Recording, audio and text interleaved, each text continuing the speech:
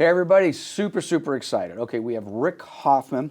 I have a bunch of different titles and relationships with Rick, so I'm going to let him introduce the actual title properly because Rick is working at a Realogy brand, Coldwell Banker's a Realogy brand, and they get kind of sticky about introducing their brands properly. So give us the official title.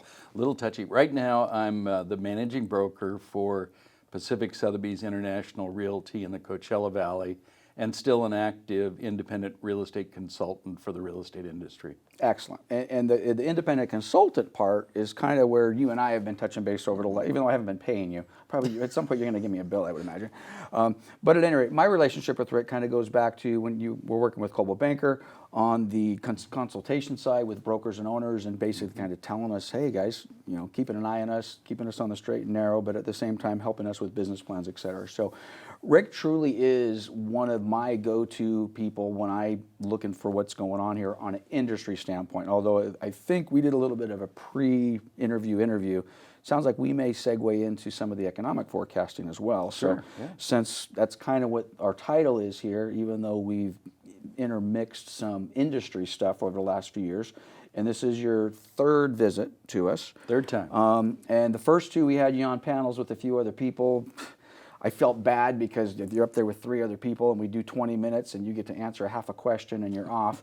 So today we're going to do a little bit of a longer format. So at any rate, I'm thankful for you to come down here and visit with us. So welcome. I sure hope I have answers then. If you're going to give me something all tells this me time. something tells me I think you're going to kill it. Okay.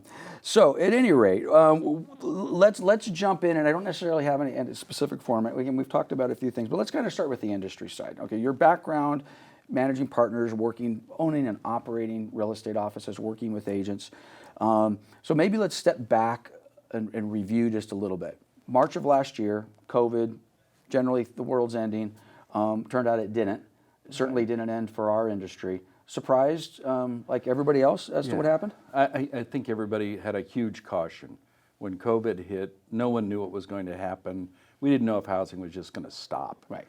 And pleasantly for the industry, the housing didn't stop. The housing actually has been very robust. The industry has been the beneficiary of probably the hottest trend in the industry in the last, gosh, probably 30, 40 years. Insane.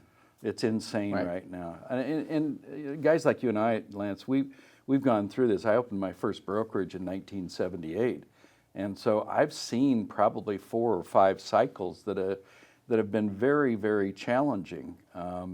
This one, when I thought the challenge was going to hit us in the beginning, we didn't have the challenge. Our only challenge is right now trying to keep up with consumer demand. And a lack of supply. So very pleasant side for the real estate industry right now, but as with anything, there'll probably be a reckoning coming at some point in time. A reckoning. Let's mark that. We're going to get back to the reckoning here in a little bit. Okay. So generally speaking, we don't have to put numbers or percentages on it, but for the most part, a record-setting 2020 in the real estate business, right? To say that's an understatement. Right.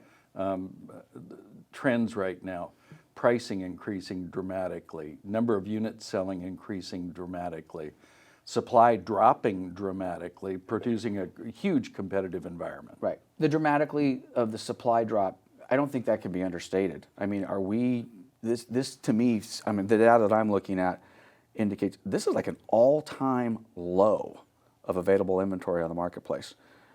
Is that what you're seeing in the markets that you're consulting with? Yeah, you know, we used to go to the CAR meetings, and we were the beneficiary of having Joel Singer and Leslie Appleton Young giving us great information. I remember they used to talk about normalized markets, and I think it was something like if you had better than 9 months worth of inventory, it was considered a normalized market. Right. Well, now we're looking at 9 days worth of inventory. It seems like. Right. So the whole world has changed, and our industry needs to keep up on that. And the sad thing is, because of the crash we had back in the 2006, 7, and 8, we had a lot of the supply side, the builders who were building larger phases, like phases of 25 houses, 30, 40, 50 houses.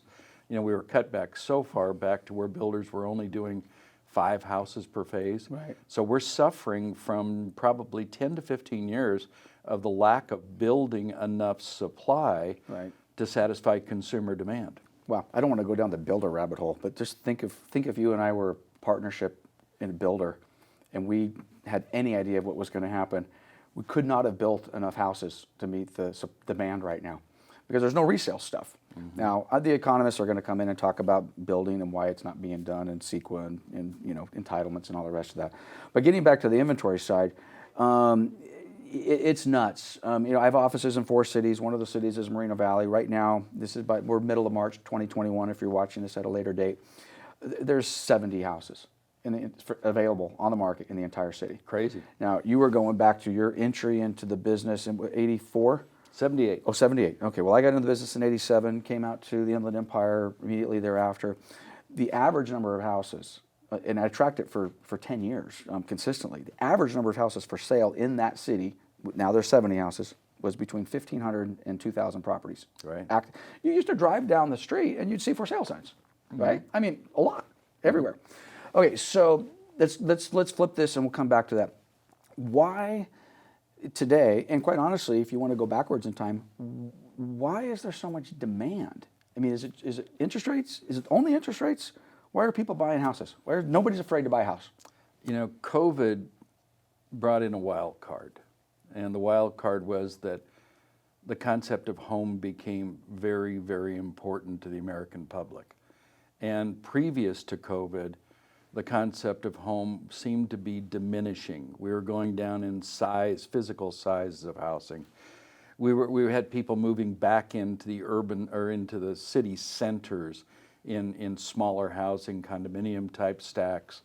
So COVID came in and all of a sudden people needed their private space. And in needing their private space, because they were working from home, there was a whole new dynamic that came into the marketplace, including employers realizing that people could be effective and work from home because of our technology and electronics that we're able to use. That whole market changed. So Right. the demand for housing went sky high. And then couple that with the whammy, that I call it, and the big whammy was that everybody thought interest rates were going to go back up, and what Right. did they do? Right. They went down. Right. I have friends who have refinanced their house probably 5-6 times. It's amazing because most people wouldn't do that. But when you're looking at an interest rate, say at 3% or sub 3%, right. and you look at what the payment is on that versus what your rent payments are, it just made sense to buy a house. Right. I've been telling anybody who would listen, even folks that a year ago were like, oh my gosh, we're in a bubble and things are going to, and it doesn't seem to be any evidence for that a year ago. But by the way, a year ago, rates were high 3s, 4-ish, I think, I don't even remember. We have to go back and play the tape. Yeah. But pretty much everybody, early 2020, CAR, NAR, the Wall Street folks, were projecting a modest increase in interest rates throughout the year 2020. And again, we broke sub 3%. So if anybody was paying attention and had any forethought, said, well, geez, I got to buy a house right now. And that's what I would tell them. I said, let's just suppose, for argument's sake, that the property values went down a little bit. Who cares? You got a 2 7/8% interest rate, So, okay, so. What's an important point is that real estate should be viewed as a medium to long-term investment. And when I say medium to long-term, I mean somewhere in excess of 10 years, all the way out to 30 years. Okay. And if you were paying on a 2 3/4 or 3% mortgage, 3.5, God forbid. 3.5, God forbid, and you did it for 30 years, and the value of the house didn't go up one single penny; it stayed the same as it was. Right. You just were given a gift of a forced savings account, and that's something that people many times overlook, and it's because they try and make real estate the new shiny penny. Right. That they're going to buy it and 6 months later they're going to turn it for a $100,000 profit. That's not the strategy. Yeah, but it is the mentality. It is a There's mentality. a lot of mentality now. I mean, I don't want to talk about Bitcoin and Doge. I don't even know how to say the damn thing. But you take a look at what's going on in the stock. There's a lot of people that have been staying home, that have maybe are now in the stock market or now doing other thing, and it's like, gosh, if I don't get a 100% return on my investment overnight, then I got a problem. That certainly can be not translate to the real estate side. So, all right, so the value of home maybe is a little more first and foremost in people now. I'm working from home. I maybe want a bigger house. It seemed like there was more of a downsizing trend. Now maybe people are buying bigger houses. Yeah. Where they are maybe isn't quite as important to employment location anymore. I could go down a rabbit hole. Let's do this for a second. Let's go down this little rabbit hole. Since you've owned and operated real estate offices, we've been downsizing the physical plan of our offices. Okay, 10,000 square feet, 6,000 square feet. Let's face it, we've never really needed that much space. So let's take it out of the real estate world, though, and let's just talk about the commercial side for just a second, or just the economy as it relates to office space. I don't think it's going to go back. I look at our industry. We took our Redlands office and we went from about 6,000 square feet down to 1,500 square feet, and we did this pre-COVID, and I was nervous. I'm like, oh my God, where agents are going to be able to put the picture of their kids up, and where they're going to put their stapler. It was fine. Beautiful building, one of the nicest offices we have, but I talked to insurance agents, and I talked to, we just did Barry O'Connor was just sitting in your chair, an eviction attorney, and nobody needs the same amount of space we need anymore. Even our office, I look at we had, 9 or 10 staff members. We all sent them home for the last year. I hated it in the beginning, and then I realized pretty quickly, this is working. They like it better. We like it better. I don't know that we're ever going to bring them back. See, we had, as an industry, and I think as an economy, COVID forced an epiphany. It forced us to move faster in a completely different direction. If you remember back in the late 1990s when we had all of the internet boom, and we had the virtual, the iProperties, and all of the virtual companies that were going to change our industry, and that ended up being a bust. And most of those companies burned through their VC capital and went bust. COVID caused us to have to actually really face that we could change as an economy, and we've done a lot of that. In the real estate industry, we live virtually now. I mean, you've got your iPad in front of you, you've got your iPhone sitting over so it doesn't ring during this discussion. But all of that stuff allows us to completely change the practice of real estate. Right. And I think that change in the practice is going to drip down to how much physical space do we need to effectively operate. I've enjoyed the time working from home. Now, but that also brings up another side. I was going to comment just a second ago to you. When people have changed this idea of downsizing a house to now thinking they need more space right now, well, they need more space because one bedroom needs to be a classroom. Right.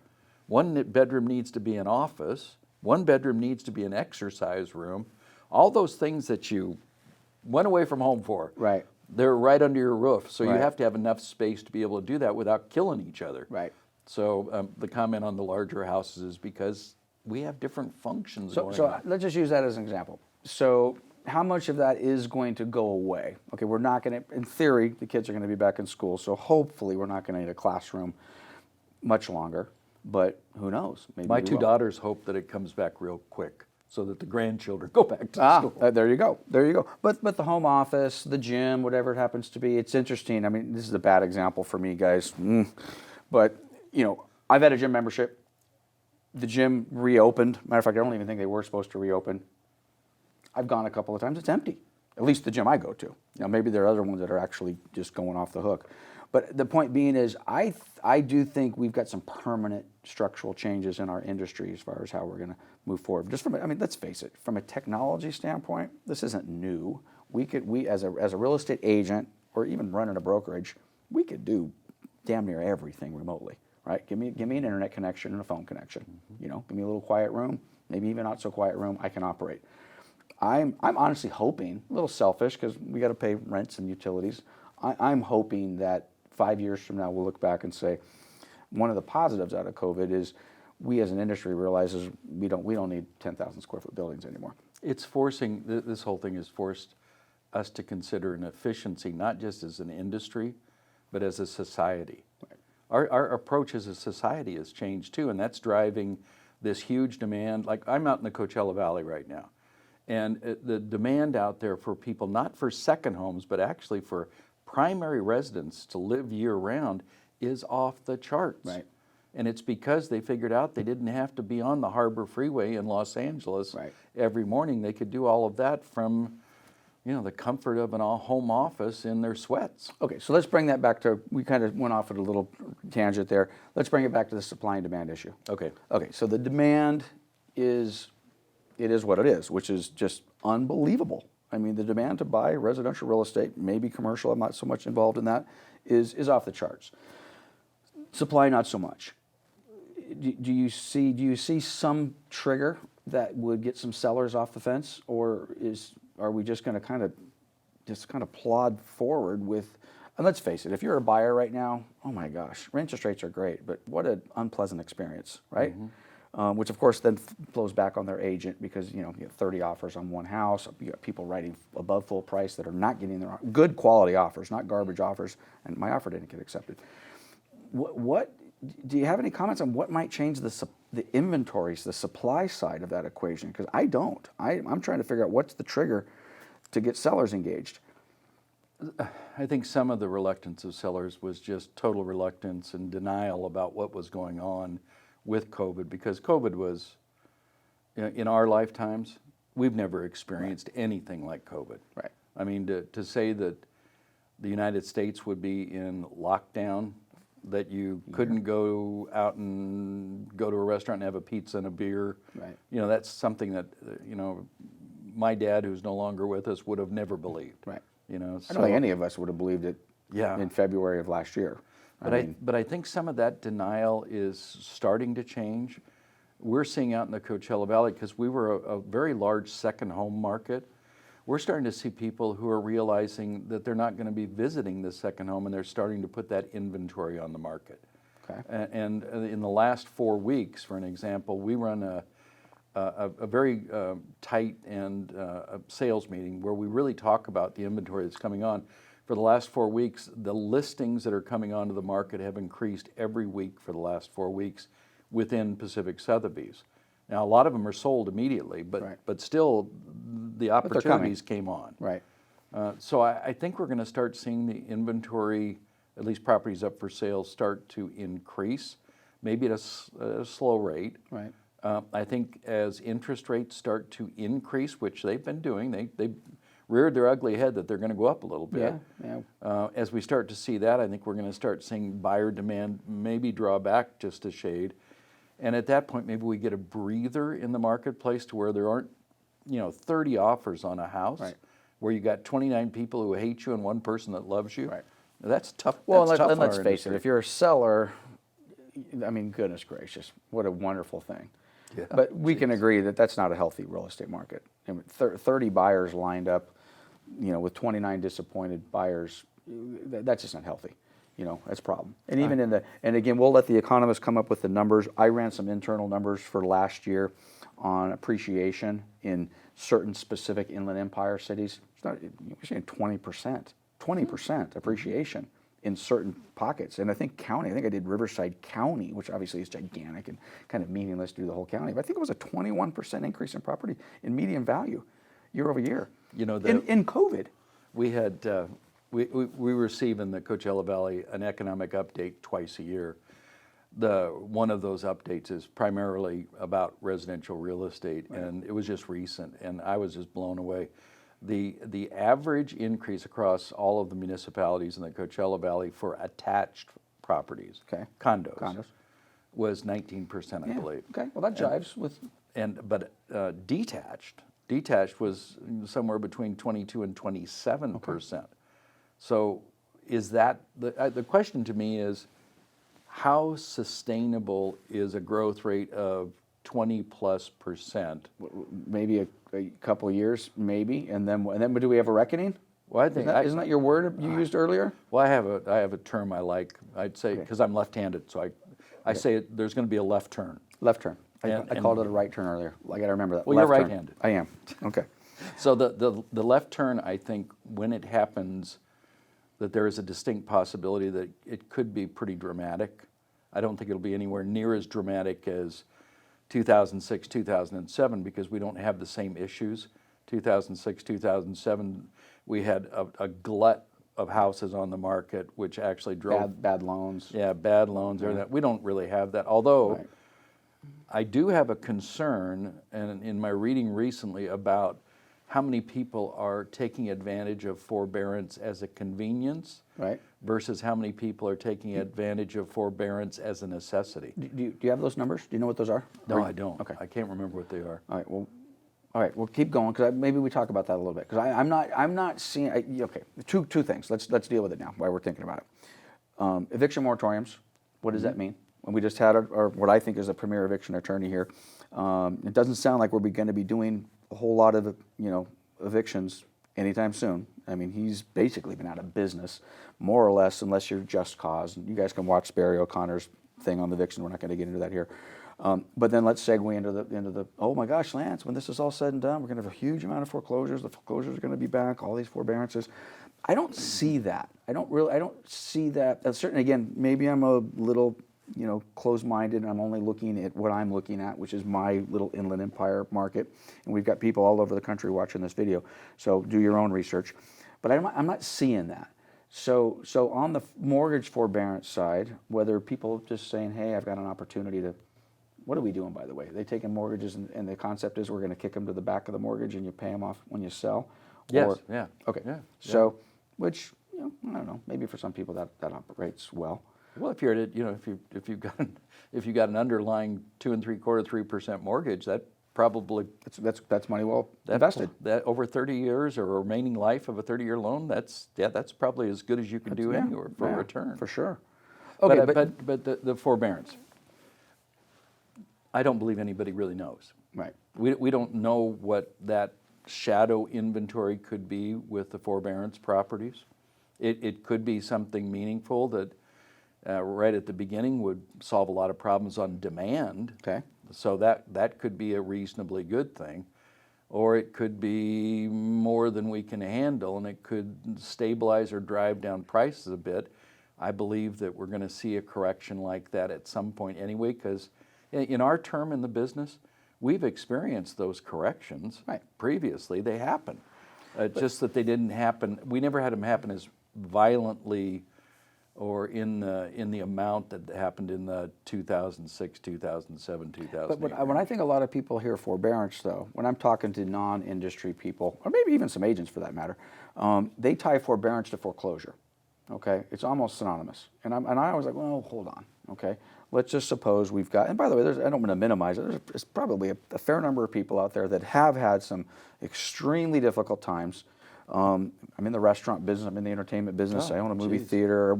I mean, good God, I mean, we are so blessed. We have been so blessed in our industry that we have come out of this, if anything, maybe even well, we just said it, a record-breaking year. Okay, well, that's not for everybody. So you take that group of people. They're in forbearance for all the right reasons. Hey, I'm suffering. We come out of this, and it's like, okay, this is going to take me a while. I'm not able to basically get back on my feet. Mortgage rates, well, pretty much all those, we just talked about 19% appreciation, 20%. They all have equity. So they're not, and again, if you disagree, let me know. I don't see any significant changes in REO foreclosures. I just don't. I just see like none. But maybe those people come on the market. They come on the market and say, hey, we got to get out. So they sell their house. They have equity. They cash a check. They go get about their life. Yeah. So you agree? I say it's a caution Right. to keep an eye on. But does anybody know? We've never done forbearance before. Right. So how do you know what the rules of engagement are or the results of the engagement Right. Until it's over? So and how are people going to work out of the extra debt that they accumulated by the forbearance? A lot of that is going to be driven politically by what the government will allow places like Fannie Mae and Freddie Mac and Ginnie Mae to be able to set rules for that. So I don't think we have a clue. Yeah, but I agree. But wouldn't you agree, though, that whatever the political side of that is going to be very favorable to the consumer? In the same way that the political side on the landlord-tenant side, the consumer in that case being the tenant. For whether you agree with that or disagree with that, if you're a landlord, you're like, oh my gosh, that's horrible. I guess if I'm a lender and all of the favor is on the borrower's side, then I'm like, oh, that's horrible. But let's face it, tenants and homeowners politically vote, right? Yeah. Maybe a little bit more so than landlords and lenders. So, okay. Let's see. We talked a little bit about consumer experience in relation to a buyer or a seller getting kind of back onto the industry side. How are we doing? How are we doing as an industry? Realtors, broker owners, anything for us to worry about as it relates to how we interact with our consumer, or is everything just fine? Just fine. I don't think so. A little loaded question, I admit. Geez. That was a tough one. No, I think the industry is, struggling is the wrong word. The industry is adapting to some forced change that was never anticipated. Okay. Part of that forced change, I think, is very, very healthy. We've got all of the outliers in the businesses, the Zillows, the open doors, the different iBuying things that are coming in. We're dealing with those. We've got people that are controlling the data shares in our industry. We're having to deal with those. The practitioner on a day-to-day basis has actually gained efficiency. The agents have actually learned how to create hours in the day using the electronic mediums we have. I mean, when I was on the board of directors at REBS, the CAR's Real Estate Business Services side. The for-profit side of CAR. Yeah, and it's developing products and things. And I remember when zip forms first came out, and everybody was struggling. They didn't want to give up their paper. Right. Now, if you force somebody to go back to paper now, they'd probably shoot you. How long ago was that? Was that like almost 20 years ago? Oh yeah, every bit of 20 years Okay. ago. But now we operate more efficiently with that. We can actually touch the consumer electronically, which saves a lot of time, money, and effort for the consumer in this process.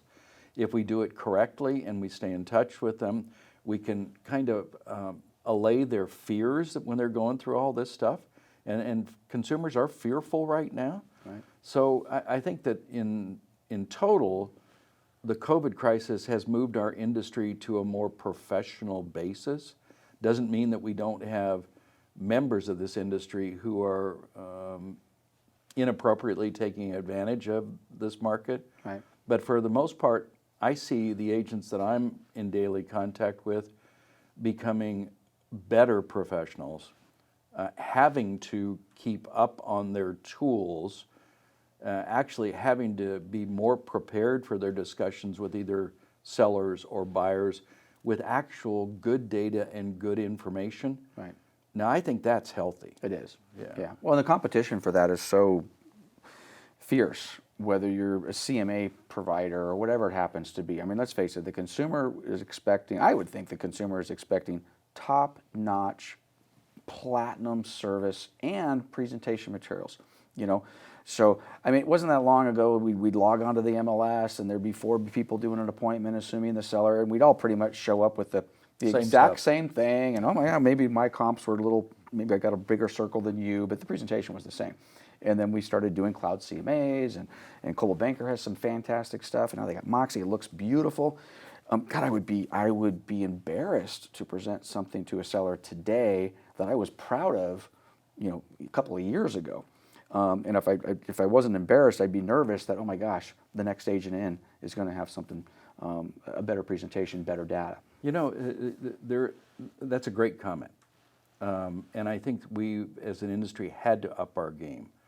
We've had to demonstrate value to the consumer, not just show up and say, I'm, in the top 1% of the top 1% of the top 1%. I love it. Thomas Wright, who I'm involved with at Pacific Sotheby's, Thomas is one of the owners, great guy. He says, luxury is not a price point, luxury is an experience, and we need to deliver a luxury experience to our customers. This guy really believes that, Yeah. and I've been very impressed to watch he and his partner Scott Weber execute on that for the benefit of the consumer, and the consumers recognize it. Right. So, we're away from that time where, on every bus bench as you're driving down the street, somebody's sitting there telling you how good they are. Right. It is not about the agents. And one of the great things is the good agents have realized it is all about the consumer. Consumer experience. So Right. if you place the consumer, in the target zone and direct all of your services appropriately to the consumer to satisfy their questions and their issues, you're going to be a winner, because at the end of the day now, the consumer can vote, and they can vote very dramatically on Zillow reviews, Yep. on Yelp. So no longer doesn't the consumer have some arrows in their quiver. Right. The consumers can make their opinion known when they have a bad experience. So we track the consumer experiences, and we coach our agents based on them having to provide this high level of service. Right. Well, I love the quote. The experience, the luxury is not the price point; it's the experience. That's something, right. something to that effect? Luxury is not a price point; it's an experience. Well, but I love that because let's face it, in most of my markets, maybe with the exception of my Claremont office and the Redlands office, majority of the stuff we're doing is not anywhere close into the luxury price point. But boy, I don't care if I'm selling a $350,000 house in the Inland Empire. I think that seller or that buyer would love to have the luxury experience, or at least maybe we're not spending the dollars in the same way that an agent might spend on that particular price point, but just the quality of the service. I mean, God forbid something as simple, which has nothing to do with your talking. I'm at the first run of the ladder. Let's return some phone calls. Let's respond to a text in a timely fashion. Maybe our presentation and a few other things might need a little bit of brushing up as well. Okay, you had mentioned Zillow and Opendoor, and gosh, I think I could probably spend a lot more time on this, but in the experience side, okay. And I don't know that we want to go too much into Zillow is now a brokerage now, and their stuff is on the MLS in the same way, and they're competing directly, I guess, with Coldwell Banker and Remax and Sotheby's, and that's a whole conversation. I mean, we could do 2 hours on what does that mean for us as an industry. But the experience that the consumer is, I think, expecting. I'm going to Zillow, I'm seeing this, I'm seeing that. I can click a couple buttons. They've now changed their Zestimate to this is the price, apparently. Whether they actually will pay that price, I don't know, but they're advertising that, hey, if you pull up your house and here's our Zestimate, that is the offer price, I'm sure subject to a whole bunch of strings. We were on a call together last Friday with Alex Brillo.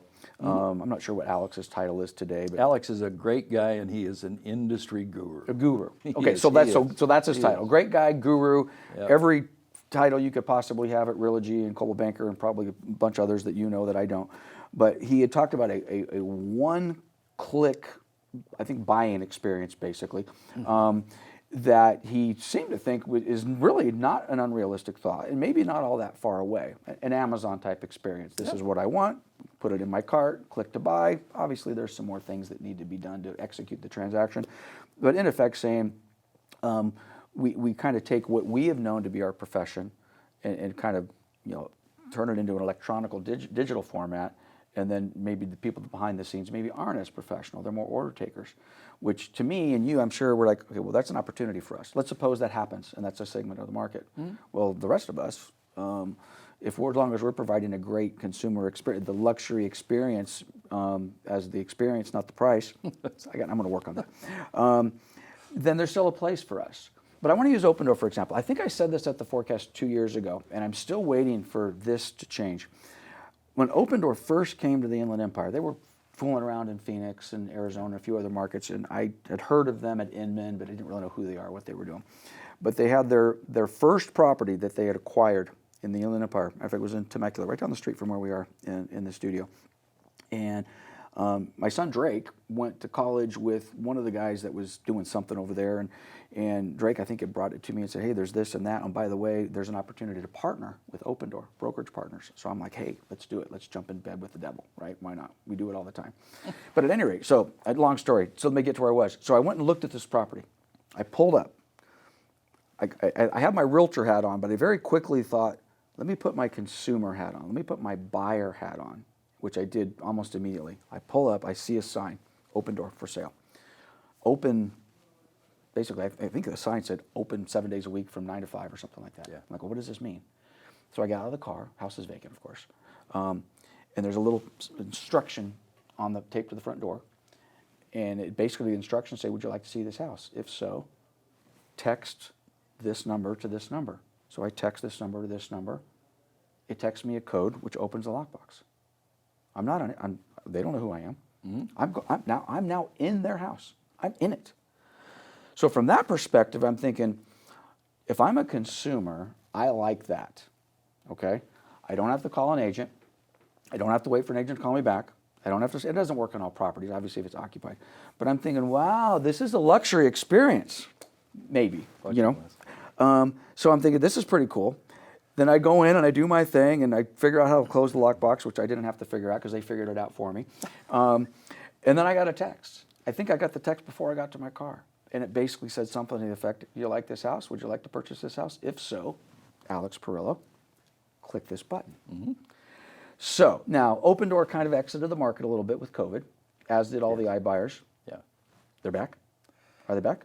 They're back, from what I understand, although they're a publicly traded company, and their financials didn't look so red hot. So Okay. the jury's still out. But does that matter anymore? Do we have to make money?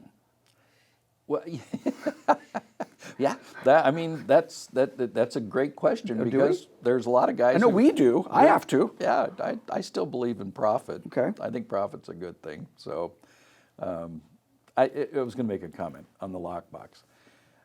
You open the door, you go in, you look at the house, you come back out, you close the lockbox. Somebody somewhere in the world texts you and says, "Would you like to buy?" Yep. You push the button. Somebody somewhere in the world that you don't know says, "Okay, here's what you do to buy." There comes a point when technology kind of pales in that there is no personal relationship.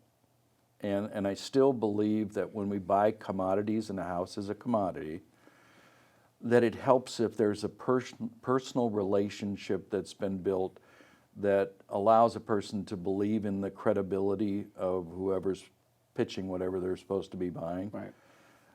That's one factor within the whole one-button process that I think still has to sort out. But what if 10% of the population is not interested in that? And some of the numbers that you see out of the Open Doors and the Zillow purchases, I think those markets are sub 5%, sub 3%. Okay. So that validates that, yeah, there is a market for that. And in a 100% market, certainly there is going to be someone who is willing to do it without any help at all. Right. We recognize that. Right. What we're talking about, like from my standpoint and the brokerage company that I'm responsible for right now, is we still find that the people want to have a relationship in buying, and they find that having that relationship allows them to have credibility and trust. I think when you're buying something that used to be 3 months ago that was $500,000, that's now $800,000, at some point you might have a little bit of a caution and hope that you have someone who actually you feel like you could trust. Right. So that part of the industry I don't think is going to go away. So industry practitioners who are watching this, our industry is going to remain. It's not going to be the same. It will mutate and change. Since you and I both got in, it's changed dramatically. Yes. We're still here, right? Right.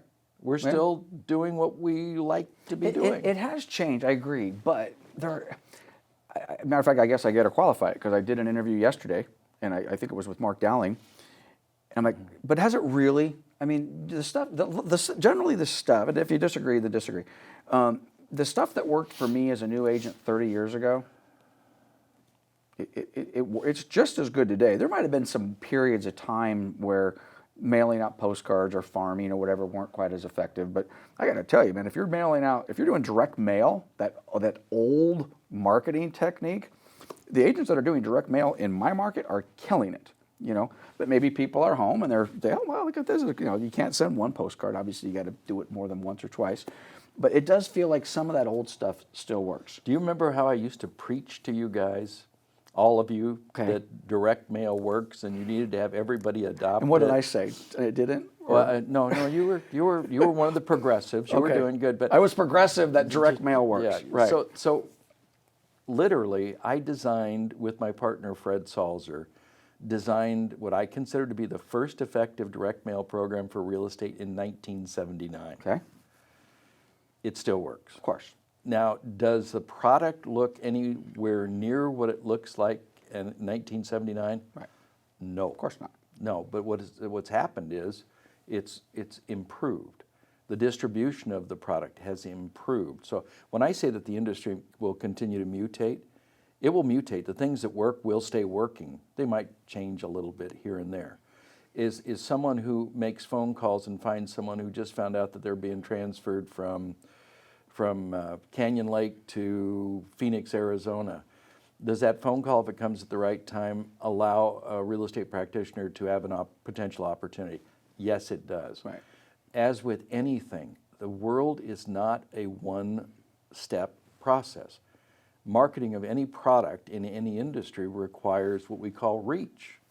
So if you have reach and spread, and you use multiple vehicles to do it, you're going to be successful. You're going to be fine, right? And every so often they'll throw a new one in, like, we didn't have social media.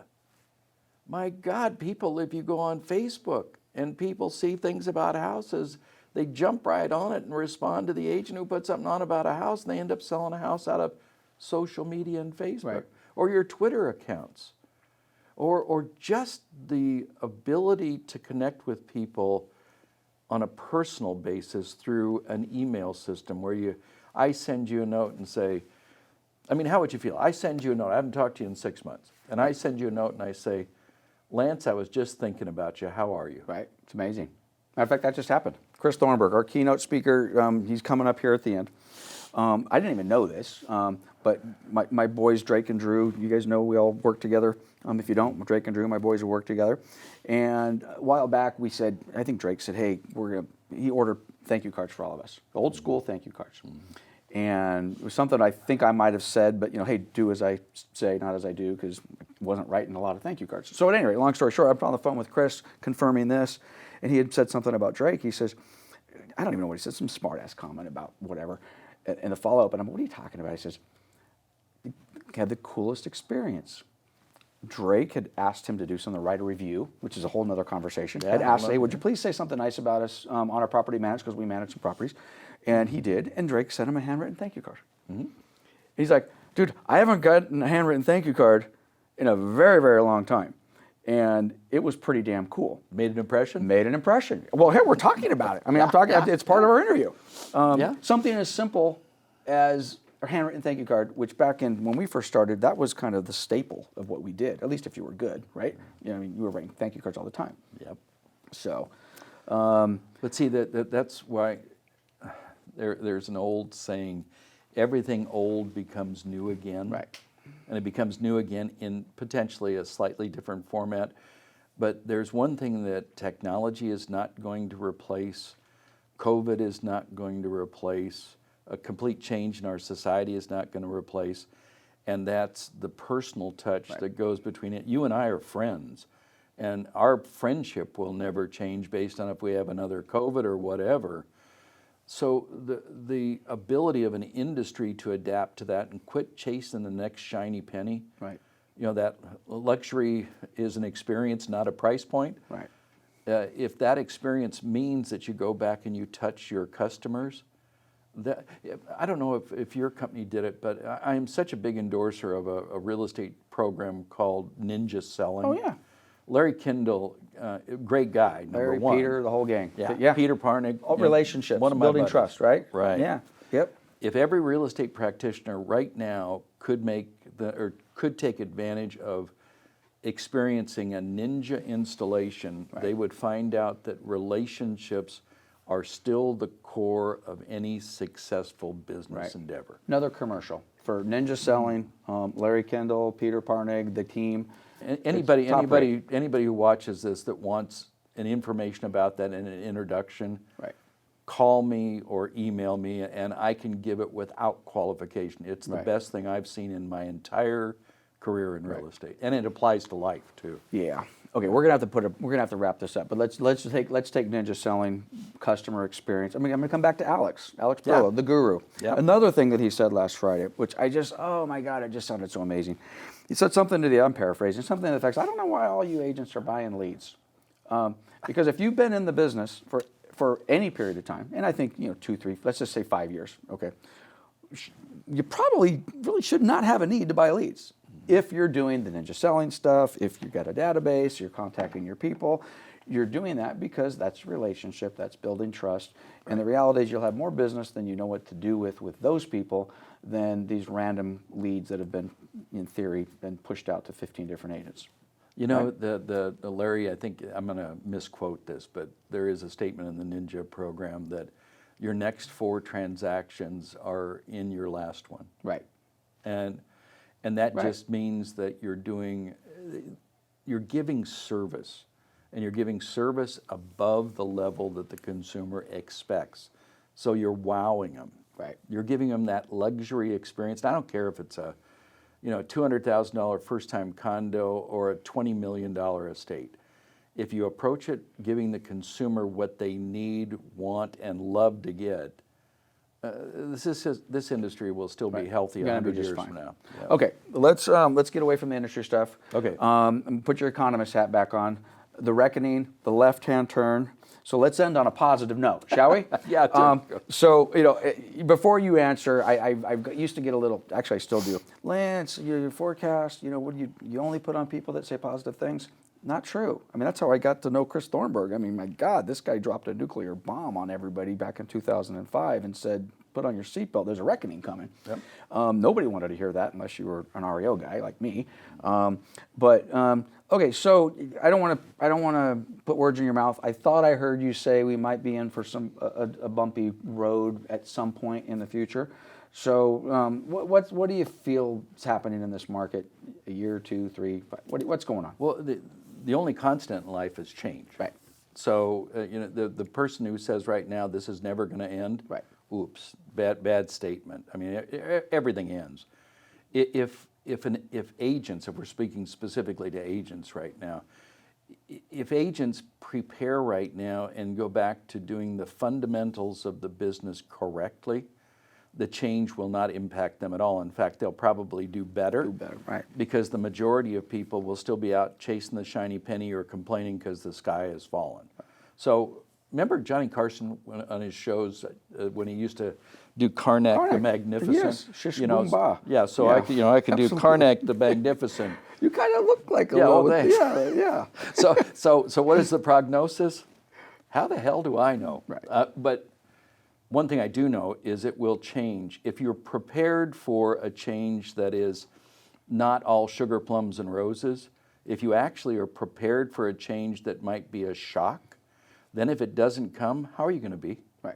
You're going to be fine. Right. If it does come, how are you going to be? You're going to be fine. Right. But I would tell everybody that based on the pace we've been at right now, with all of this run-up in values and craziness in housing and 20, 30 offers, you really need to start today, not tomorrow. Right. Today, time blocking a little bit of time to prepare your practice for something that might not be as pleasant as selling, 10 houses a month. Right. So I don't believe that anybody, including the economists, really know what's going to happen because there are so many wild cards, including COVID. So even to come, COVID. Oh, you bet. We think things are improving, but we've had COVIDs before, Yeah. So I think that if someone were to really prepare, and that means polling people around you, use the experts around you, talk to people that you respect in the business, plot a good course that if there is my left turn and it happens, that you go right with the flow and Right. you go into your left turn and everything is just fine and you make the dandy. left. That's right. Right. Otherwise, I think people will be disappointed. Right. But Well, that's why I have you here, because that's really, even though I think our paths crossed long before I even realized it, after reading the bio and the Rebs and all the rest of that. But I mean, that was my original introduction to you, was business consultant, global banker, corporate level, affiliate level, and it was all about preparing for preparing for the left turn, I learned it when I owned my own company. Yeah. And I can remember one period of time where my partner and I think it was for nearly 3 years, did not take one penny out of the company. In fact, we kept investing money in the company. Right. And the only reason that we were able to do that is we actually consciously planned for it. Right. And did it work out right? Yeah. When we sold the company in 2005, boy, did it ever work out right. So that's a great story, I'm by the good. way. Next time you see Rick, you got to hear the exit strategy for 2005. That was it. You talk about planned or luck, that sale, or can you even say planned? Okay. Planned with a titch of luck. Just in it. a little bit. There's always a little bit. Good thing that plan wasn't like 2007. Oh, yeah. It could have been a little. I would different have been, instead of big smile on my face, I would have right. been a terrible boy. Well, let's face it. Anybody who's been in this business for any period of time, 35 years, 40 something, whatever it happens to be, we've seen some left turns, and they're always on the horizon. So yeah. Okay. Wow. All right. Thank you. Thank you, Rick. 2021 real estate market forecast. We're going to have you back in maybe we'll do a live event. You know, we talked about the Fox Theater or whatever the last time you did one. I was not going to do this event this year.